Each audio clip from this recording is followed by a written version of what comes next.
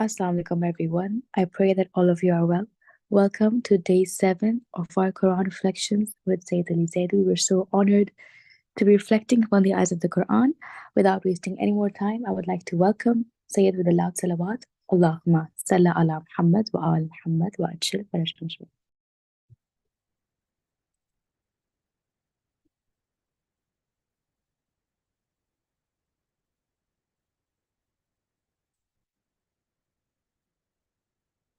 Thank you very much. أعوذ بالله من الشيطان الرجيم بسم الله الرحمن الرحيم الحمد لله رب العالمين وصلى الله على سيدنا ونبينا بالقاسم المصطفى محمد اللهم صل على محمد وآل محمد وعجل فرجه. I hope all of you are doing well, inshallah, benefiting and enjoying the blessings of the holy month, inshallah. We are spending time with the Quran, spending time doing the right things, praying for each other to inshallah increase our tawfiqat, each other's tawfiqat. So inshallah we can move together towards Allah subhanahu wa ta'ala as a group, inshallah. The verse that I would like to share with you today is from Surah Hujaraat.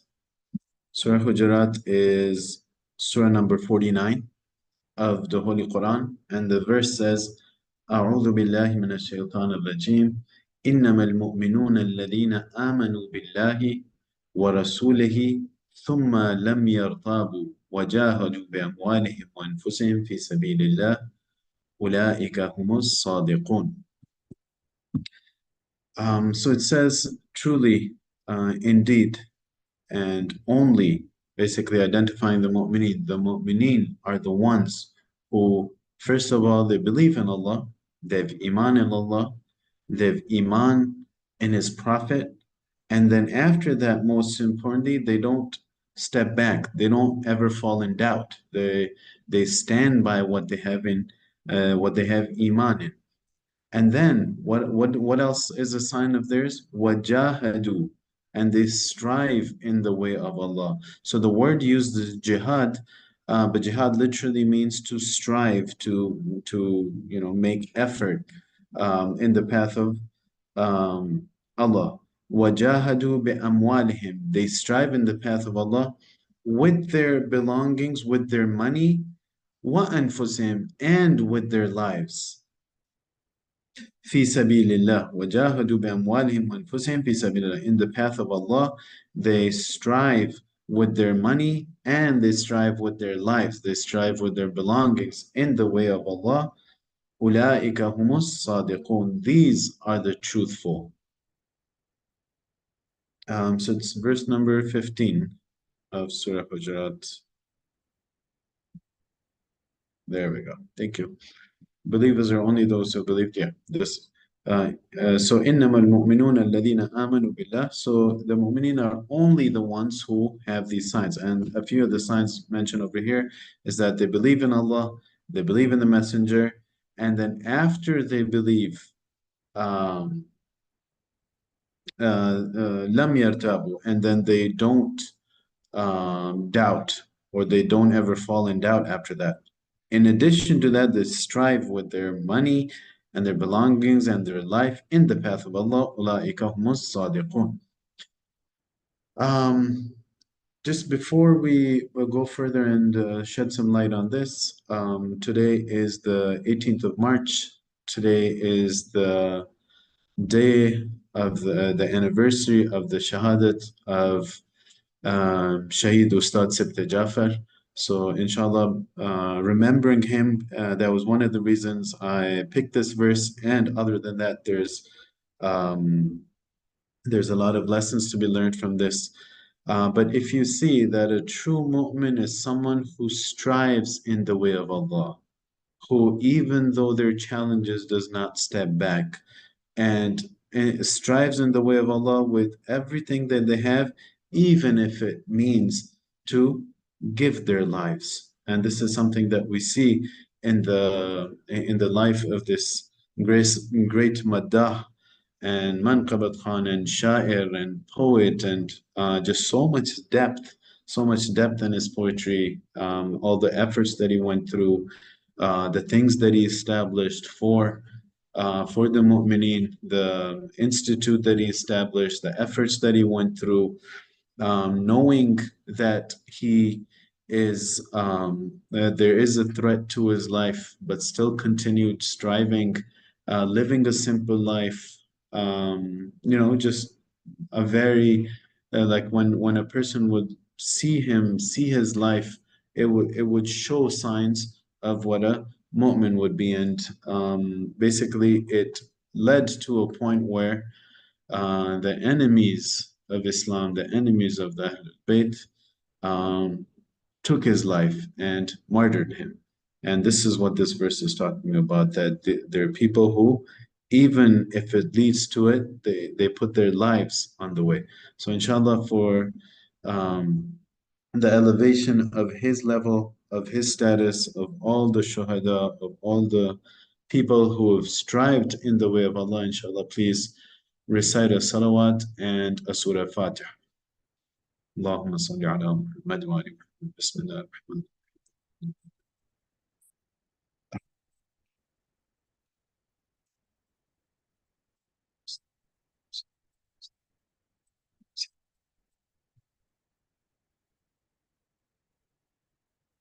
May Allah, inshallah, give us all the tawfiq to be able to reach those levels as well, inshallah.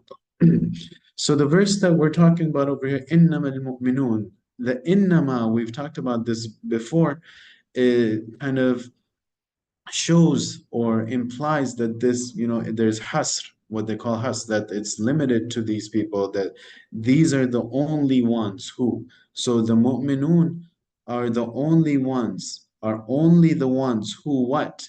They believe in Allah. They believe in Allah, they believe in the Messenger. Now, when we talk about believing in Allah, and when we look at how the scholars have talked about this, and how our the greatest of our scholars have talked about this, and not kind of limited Islam to a very personal sort of sphere. There obviously are people who try to limit Islam to a very personal sphere, that you do your own things, and whatever is outside of that, you don't worry about it. Inshallah, when the Imam comes, he will fix all of it, and there's no doubt that inshallah, when the Imam comes, that obviously he's the the representative of Allah, obviously, with him being there, Al Ma'soom being there, nothing can compare to that. There's absolutely no doubt about that. But the question is that while he's not here, do we have responsibility? Do we have a responsibility to move in that direction where we can, at least start preparing, start doing something? And the obvious answer is yes, of course. But even though it seems obvious, but some people somehow are able to um, create a doubt within their minds, and create doubts within other people's minds with regards to our responsibility in this world while we await the Imam. So, anyways, believing in Allah, believing in the Prophet, believing over here meaning that not just something that I repeat, not just something that I say with my tongue, not something that I just verbalize, but something that has gone beyond just me verbalizing. It's something that I've understood, something that's kind of transcended my mind and into my heart, and this is something that I live by. And therefore, as we've mentioned before, that if this is something that's something that's settled in my heart, something that I believe in, then this would at that point definitely will reflect in actions as well. So being able to see that my iman is something that reflects in my actions, and these actions, honestly, like if we sit down and start talking about all these different things and all these different implications, it literally covers our entire life, whether it's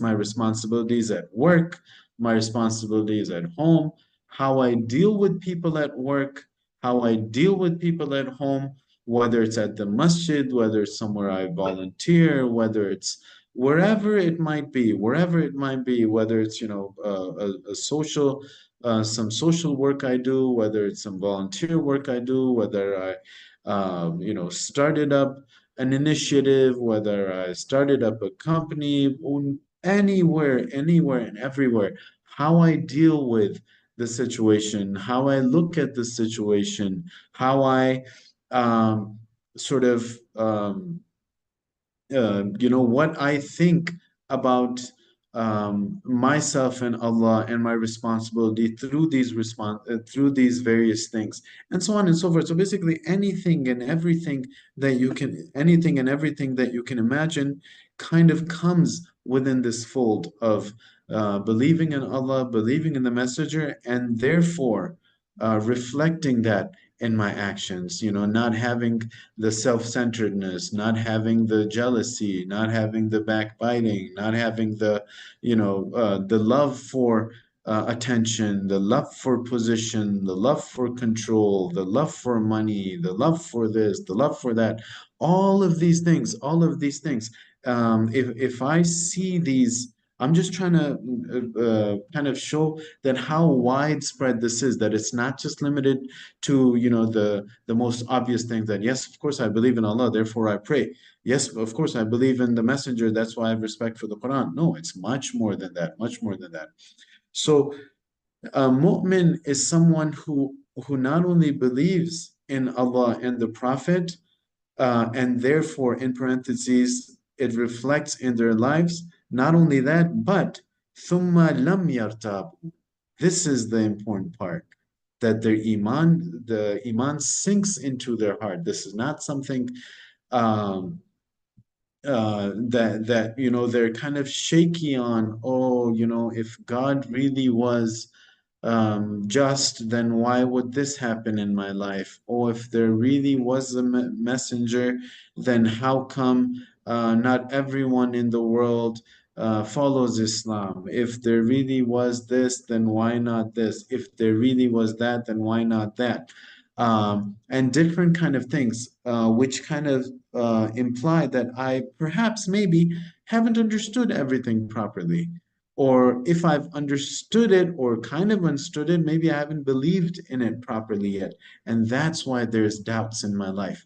Whereas the mu'min, the Quran is saying in Surah Hujaraat, verse number 15, that إِنَّمَا الْمُؤْمِنُونَ الَّذِينَ, that mu'minun are the mu'mineen, are only the ones who, after they've believed in Allah and the Messenger, and their belief is the true belief, then they have no doubt. ثُمَّ لَمْ يَرْتَابُوا, they stand where they hold their position, they stand, and in another verse where Allah subhanahu wa ta'ala says that إِنَّ الَّذِينَ آمَنُوا, wait, um,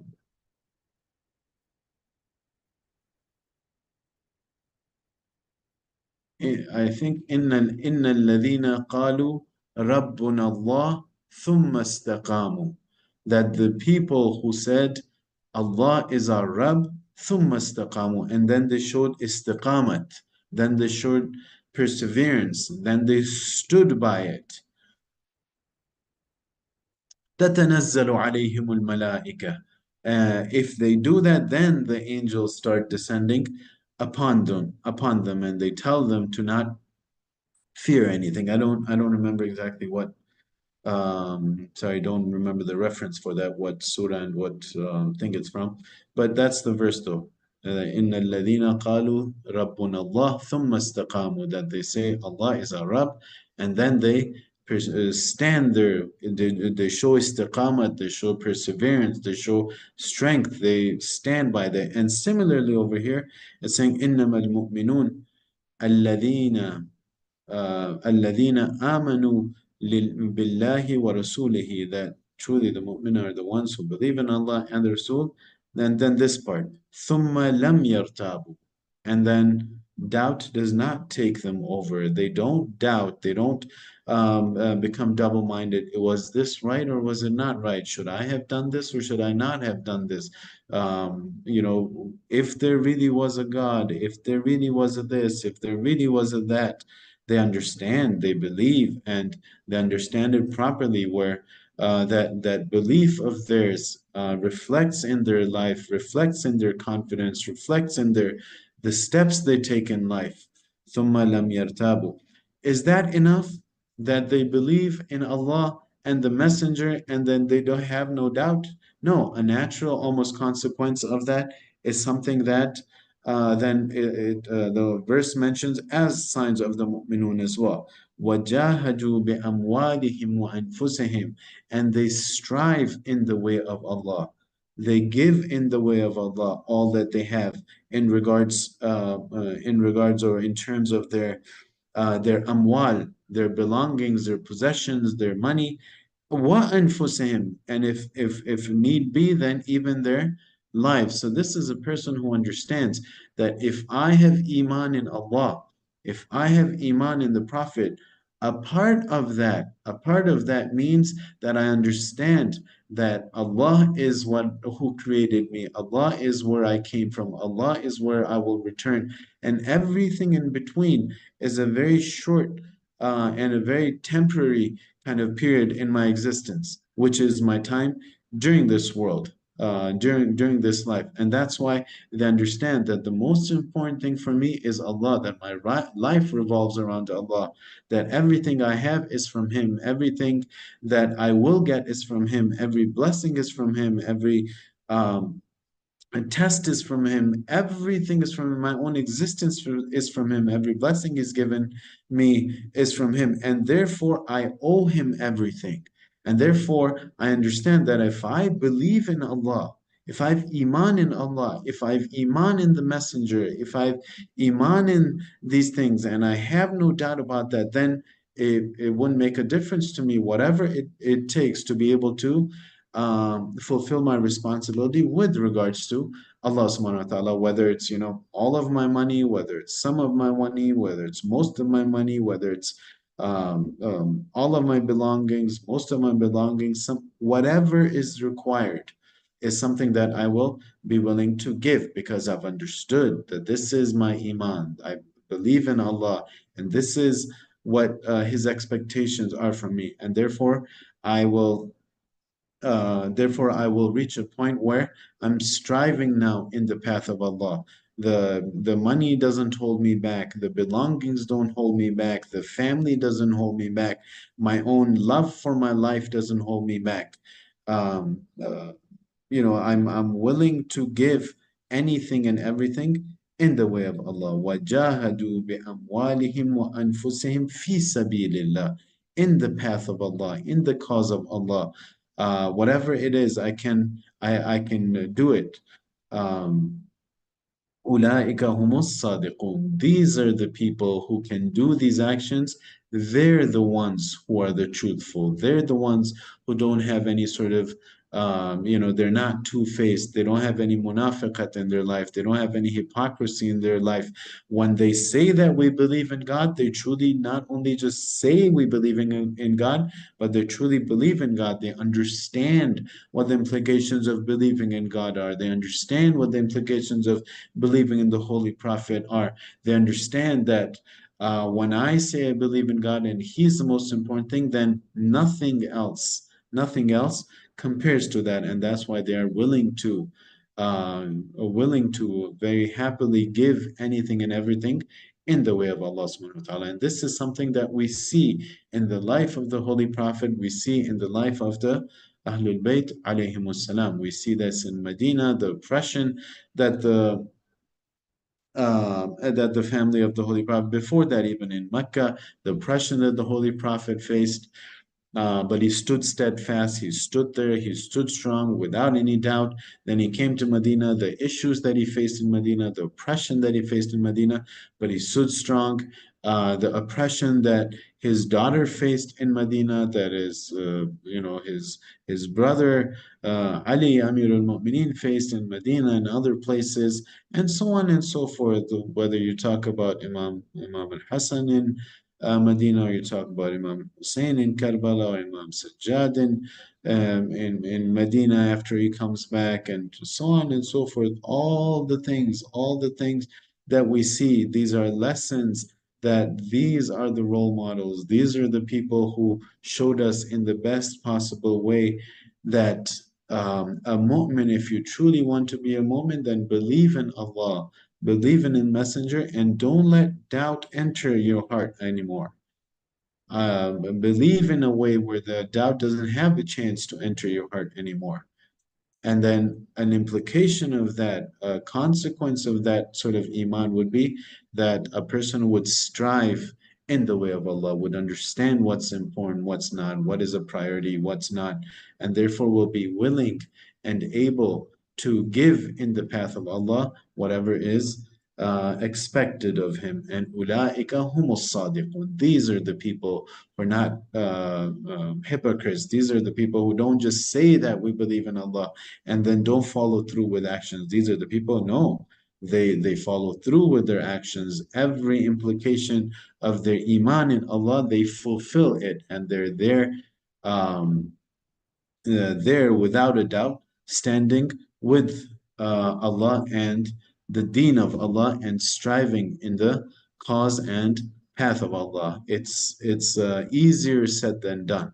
Easier said than done, but we do see that there are people, alhamdulillah, who have that iman, who have the courage to be able to stand there, and even if it means giving their own lives in the way of the truth. Again, as we mentioned, like um, Shaheed Ustad Sibta Ja'far and all the many other shuhada, whether in Pakistan or other places, the mu'mineen, the shuhada who've given their lives in the path of Allah to be able to um, help the cause of Allah, to be able to preserve the deen of Allah, to be able to protect the other mu'mineen. We ask Allah subhanahu wa ta'ala, inshallah, to give us the tawfiq to be able to understand that, to have that deep iman in our hearts as well, that we appreciate and we preserve the memories of the people who've done this at the very least, if, even if I'm not able to reach that level, at least I respect that, I preserve that, um, I do whatever I can to be able to, inshallah, um, preserve the names of the people who've done that. But we ask Allah subhanahu wa ta'ala, inshallah, to give us the tawfiq to be able to understand the Quran, to be able to have that level of iman where we are able and willing to, inshallah, fulfill any of the obligations or implications of and the responsibilities that come along with the iman in Allah subhanahu wa ta'ala. Inshallah, we ask Allah subhanahu wa ta'ala to forgive us our sins, the sins of our parents, the sins of all our marhumeen. Inshallah, may Allah raise their levels. We ask Allah subhanahu wa ta'ala for the sake of this holy month to bless all the people who are sick, all the mu'minin who are sick um, with health. We ask Allah subhanahu wa ta'ala to inshallah hasten the reappearance of our Imam and include us amongst his sincerest followers, inshallah. Wassalamu alaikum wa rahmatullahi wa barakatuh. Jazakallah for that insightful reflection. It was very beneficial. If anyone has any questions, you guys can even unmute your mics and ask.